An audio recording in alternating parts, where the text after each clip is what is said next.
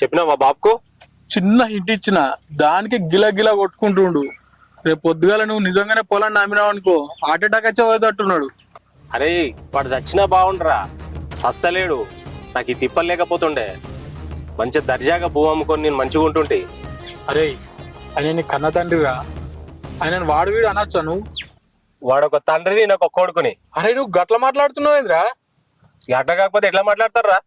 అరే మన ఫంక్షన్కి పోతే మన ఫ్రెండ్స్ అంతా కార్లో దిగిర్రా, నేను ఆటోలో పోయినా, నా ఇజ్జత్ అంతా పోయింది. నాకేం తక్కువరా? 5 ఎకరాల భూస్వామినిరా నేను. భూ అమ్ముతంటే అమ్మనియ్యాడు, నేను ఎందుకు తిరగాలరా ఇట్లా అవారగా? ఎన్ని రోజులని తిరగాలి? నేను భూ అమ్ముకుంటే మంచిగా దర్జాగా మంచిగా బతకొచ్చు. ఇక ఎప్పుడు అర్థం చేసుకుంటాడు రా కొడుకు బాధ? అరే కనకం, ఓ రోజు మా అయ్యకి నాకు పెద్ద లొల్లి అయ్యిందిరా. అయ్యల్ని తలకాయ వల్ల కొడితే సచ్చూరుకుంటుండే మా అయ్య. ఈ పాటికి దినాలు కూడా అయిపోతుండేరా. ఆ రోజు నా పెళ్ళ వాటి వచ్చింది కాబట్టి బతికిపోయాడు.